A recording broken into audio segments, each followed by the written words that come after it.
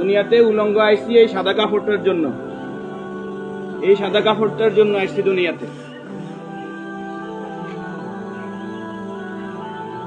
পুরুষ মানুষ ঢাকার দরকার নাই, সাদা কাফন দেখলে অন্তরের মধ্যে কি আসে, হয়, আর সেটা মনে রাখবেন, পুরুষের ঢাকার দরকার নেই। মহিলাদেরকে এভাবে উপর দিয়ে ঢেকে দিতে হয়। মরণের হরে জীবিত থাকতে দরকার নাই, কি কন? আমার মেয়ে, আমার স্ত্রী, আমার বোন, আমার মা বেপরদায় চলে, আমরা হইলাম দায়ুস। ওই পুরুষ দায়ুস যে তার স্ত্রী সন্তানকে পর্দা করায় না।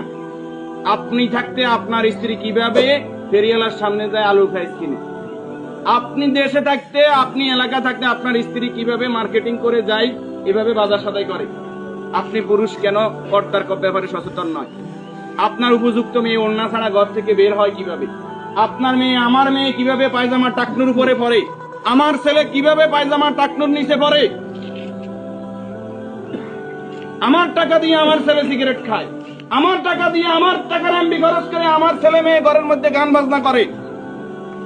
আপনি পুরুষ উদাসীন, আপনার খবর নাই। খোদার কসম, দায়ুস ওই পুরুষ যে পুরুষ তার পরিবারকে দিন শিক্ষা দেয় না, কোরআন শিক্ষা দেয় না, পর্দার কথা বলে না, আর দায়ুস জাহান্নামে যাবে। এই দুনিয়াতে আসছে সাদা কাপড়টার জন্য, শুধু এই সাদা কাপড়টা অ্যারেস্ট করার জন্য।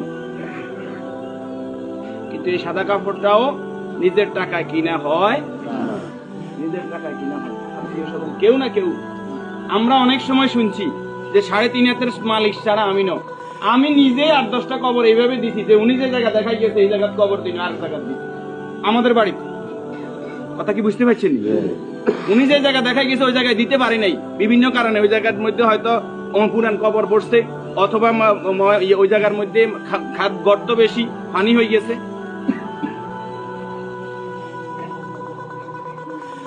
তাহলে আমার শেষ জায়গাটাও আমার নির্দেশনা মতো হয় না, পরিবারে যারা আছে তাদের নির্দেশনা মতো হয়। যে রাসূলের শানমর্যাদা এত বেশি, সে রাসূলের প্রতি দুরূদ ও সালাম সাল্লাল্লাহু আলাইহি ওয়াসাল্লাম।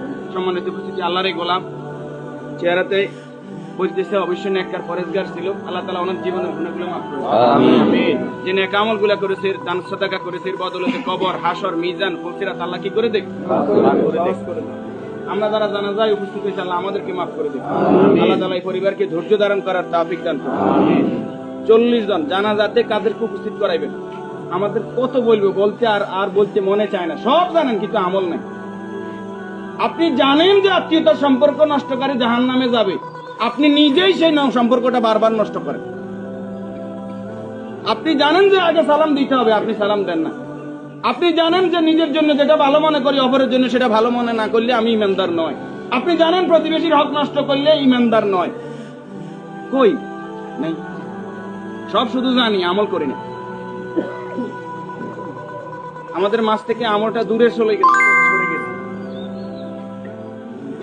এই নেককার গোলাম জানাজাতে নামাজি পরেজগার লোক, শিরিক মুক্ত লোক, আপনার দৃষ্টিতে যিনি শিরিক মুক্ত, এরকম 40 জন লোক যদি দোয়া করে আল্লাহ তাআলা ওই দোয়া কি করে? কবুল করে। 40 জন হাইবেন, আইতেন না উনি নামাজি পরেজগার, উনি হয়তো আপনি মনে করেন যে মাজারে সেজদা দেন শুধু কবিরা গুনাহ, মাজারে সেজদা দেন বুঝি শিরক। শনিবার মঙ্গলবার কি শিরক না? শনিবার মঙ্গলবার হিসাব করা শিরক ননি? শিরক, এটাও শিরক।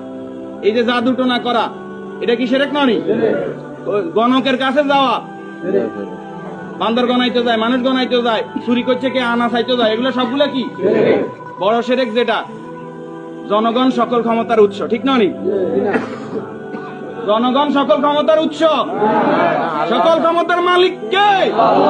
তো যেই দল, যেই সংগঠন, যেই রাজনীতি আমাকে বলে জনগণ সকল ক্ষমতার উৎস, এই রাজনীতি করা কি শিরক না? এই জিনিসটা কেন বুঝিনি আমরা?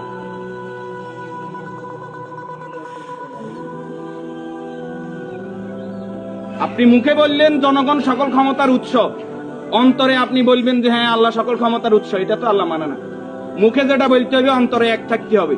তাহলে সকল ক্ষমতার মালিক কে? আল্লাহ। আর যারা রাষ্ট্র ক্ষমতায় গিয়ে, একজন মুমিন ইসলামী রাষ্ট্র ব্যবস্থার বাইরে যাওয়ার কোনো সুযোগ নেই। যদি আওয়ামী লীগ আবার তওবা ইস্তেগফার করি আই কয় যে আমরা আল্লাহর আইন অনুযায়ী রাষ্ট্র চালাই, আমরা কইম আলহামদুলিল্লাহ। বিএনপি যদি কালকে বলে যে আমরা রাষ্ট্র চালাইম আল্লাহর আইন অনুযায়ী, কোরআনের আইন দিয়ে রাষ্ট্র চলবে, সৎ নামাজি ফরেজগার লোকরা চেয়ারম্যান মেম্বার হইব, তাকওয়াবান হইব, আমরা বিএনপির সাথে আছি, বিএনপি কে ভোট দেব। যদি জামাত ইসলামী বলে আমরা আল্লাহর আইন দিয়ে রাষ্ট্র চালাইবো, কোরআন চালাইবো, দেশ তাকওয়ার ভিত্তিতে চলবে, রাসূল যেভাবে চালাইবে আমরা তাদেরকে ভোট দিব। যদি চরমরাই বলে তাদেরকে ভোট দিব। আমাদের ব্যক্তিগত কারো কোনো আরস নাই। আমরা এই জমিনে আল্লাহর, এই জমিনে আইন চলবে কার? এবার যেই আসুক এই তকমা নিয়ে আমরা তাদের সাথে আছি। রাজি আছেন? আল্লাহ তাআলা আমাদেরকে কবুল করুন।